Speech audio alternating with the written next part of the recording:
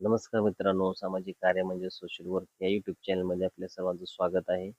आपण जर ह्या यूट्यूब चॅनलमध्ये नवीन असाल तर आपल्या चॅनलला सबस्क्राईब करा आणि बेल आयकॉनची घंटी प्रेस करा जेणेकरून आपल्याला असेच नवीन नवीन व्हिडिओ पाहायला मिळतील. तर चला मित्रांनो, व्हिडिओला सुरुवात करूया. तर मित्रांनो, आपण आपल्या चॅनलच्या माध्यमातून आपल्या शेतकरी बांधवांसाठी हवामान विभागाचे व्हिडिओ असतील, राज्य शासन केंद्र शासनाच्या योजनेचे व्हिडिओ असतील तर ते आपल्यापर्यंत खऱ्या स्वरूपात पोहोचवण्याचा प्रयत्न करत असतो आणि त्यासाठीच आपल्या चॅनलला आपली सपोर्टची गरज आहे मित्रांनो. तर आपण बघू शकता की व्हिएतनामच्या ज्या सागरी सागरामध्ये समुद्रामध्ये आपण बघू शकता की खूप प्रमाणात चक्रीय वादळ तयार झालेलं आहे. तर त्याचा काय परिणाम होणार आहे आणि त्याचा पुढील प्रवास हा कोणत्या दिशेने राहणार आहे?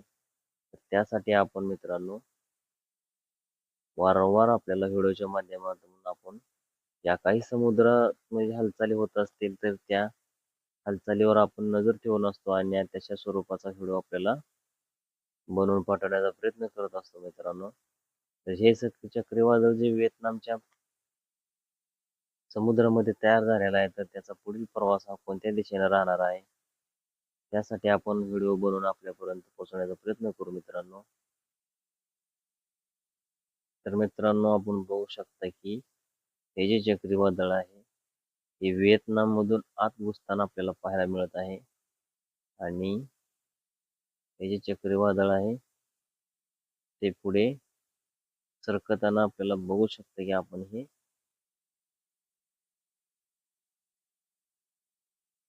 व्हिएतनामच्या आतमध्ये म्हणजेच त्याचा जो सर्कल आहे ते त्याने सोडलेला आहे आणि तो म्यानमारच्या दिशेने हे चक्रीवादळ घुसताना आपल्याला पाहायला मिळत आहे आणि ते चक्रीवादळ पुढील काही दिवसांमध्ये बंगालच्या उपमहासागरामध्ये येऊ शकतं असा अंदाज वर्तवण्यात आलेला आहे आणि ते चक्रीवादळ बंगालच्या उपमहासागरात किती दिवसात येईल आणि त्याचा काय परिणाम आपल्या महाराष्ट्रासाठी होणार आहे तर त्या संदर्भात आपण अशा चक्रीवादळांवर आणि कमी दाबाच्या क्षेत्रावर नजर ठेवून आहोत आणि त्यासाठी आपल्याला व्हिडिओच्या माध्यमातून आम्ही आपल्यापर्यंत अशी इन्फॉर्मेशन पाठवण्याचा प्रयत्न करणार आहोत आणि आपल्या शेतकरी बांधवांना अशी खरी माहिती आपल्यापर्यंत पोहोचवण्याचा प्रयत्न करणार आहोत मित्रांनो. तर आपल्या चॅनलला आपली सपोर्टची गरज आहे. तर धन्यवाद मित्रांनो. आपला दिवस शुभ असो.